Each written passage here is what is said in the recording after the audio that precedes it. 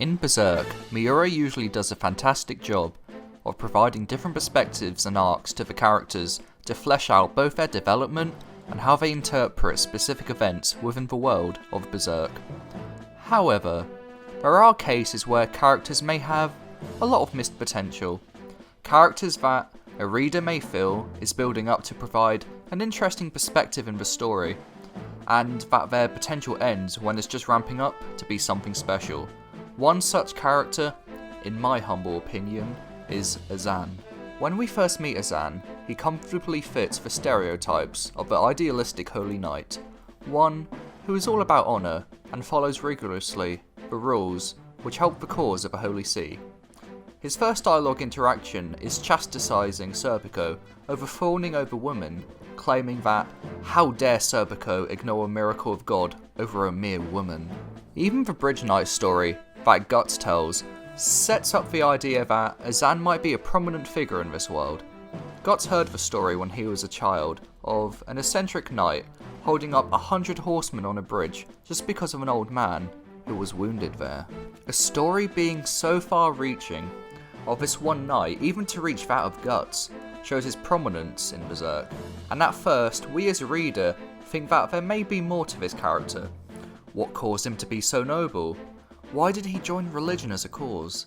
These are interesting hypotheticals which, unfortunately, never really get answered, and it could be argued they are even dropped. If Miura really lent into Azan's devotion not just as a knight, but to the Holy See, it could have provided an interesting parallel to Farnese. Whilst Farnese used her devotion to protect herself from isolation, Azan was always seemingly an honourable man, even before this. The difference of devotion out of fear and devotion out of cause could have been explored even post-conviction between these two characters, but alas, Miura just didn't take this direction. And that is such an interesting concept of Azan, which has missed potential for later on in the story. Devotion. Azan mentions this constantly, even exclaiming to Guts in their first encounter that he must reinforce his devotion. In a cruel world such as Berserk's, look at the last time we saw such a devotion displayed in this story, the Band of a Hawk to Griffith, and look what happened to them in the Eclipse.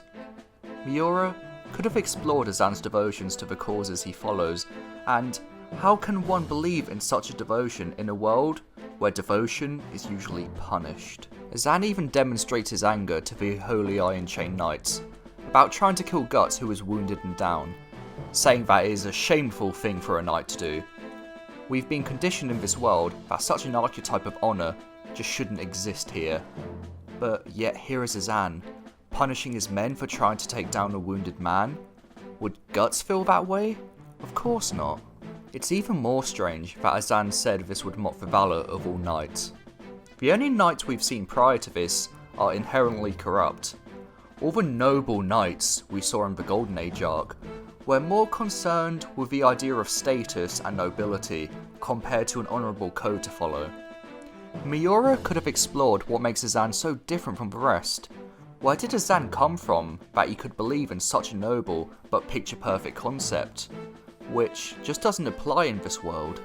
One of the most interesting pieces of dialogue that I'm sure Miura was going to address later is when the refugees close the gate on Azan, among many others, just to keep the demonic spirits away. Azan exclaims, "What have they done? Not again." The "not again" seems to imply of a similar situation happening to Azan before. It would have been interesting to explore of how this happened, and how Azan can keep his proud nature when he has experienced the very ones he's been trying to protect, leaving him, among others, to perish in order to save her own skin.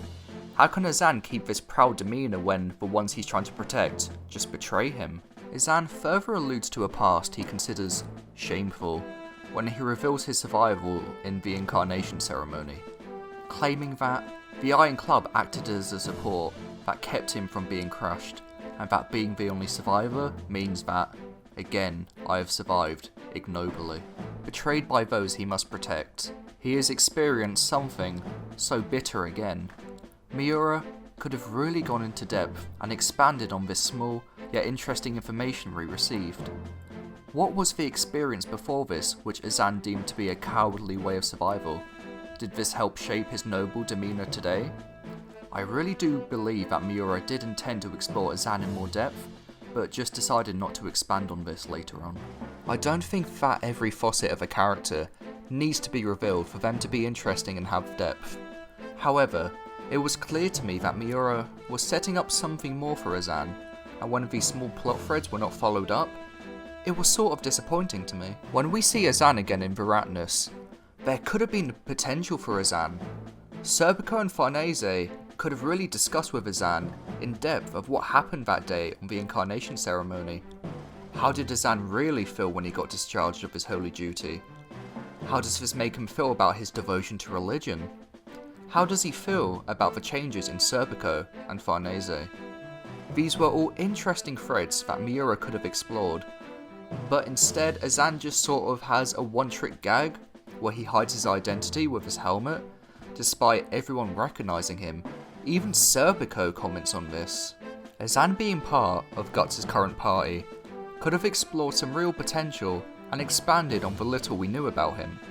But alas, he just seems to be Isidro's sparring partner and just serving some gags now and again. This isn't to say that Azan's current character is necessarily a bad one. He really hasn't done much to illustrate himself as such, but the potential which was crafted in Conviction just wasn't followed up on. However, it may not be too late for Miura to bring back a more interesting side of Azan, to expand on his proud knightly demeanour outside of a few gags in the current point of Berserk. Only time will tell, and I really hope he does. There is a lot of potential there, and it could provide a new interesting dynamic in Guts' already diverse party. Thanks for watching.